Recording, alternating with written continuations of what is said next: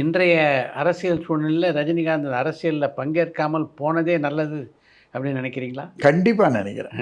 கண்டிப்பாக நினைக்கிறேன். அவருடைய நினைப்பும் அதுதான். அவர் வராது தான் அவருக்கே நல்லது. அவரே அதை உணர்றாரு. வராது நல்லது தான். அவர் ஒரு பொலிட்டிக்கல் மெட்டல் கிடையாது. எல்லாரும் அரசியலுக்கு வருதுங்கிறதுல ஒரு பொலிட்டிக்கல் மெட்டல் இருக்கும். அந்த பொலிட்டிக்கல் மெட்டல் இப்போ கலைஞர் பொலிட்டிக்கல் மெட்டல். அதனால் நீங்கள் பாப்புலாரிட்டி இருக்குங்கிறதுனால மட்டும் ஒருத்தர் அரசியலுக்கு வந்துட முடியாது. அரசியல் என்பது ரொம்ப கொடூரமான ஒன்று.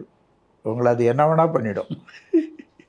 இன்றைக்கி பொதுவாக பார்த்தீங்கன்னா, நீங்கள் எவ்வளவு தான் செல்வாக்குள்ளவர்களாக இருந்தாலும் அதை தாண்டி மிகப்பெரிய அளவிலே பொருளாதார பலம் இல்லாமல் யாரும் வெற்றி பெற முடியாது அப்படின்ற சூழ்நிலை தான் யதார்த்தம். இதை நீங்கள் எப்படி பார்க்குறீங்க? அது ஒரு துயரம்.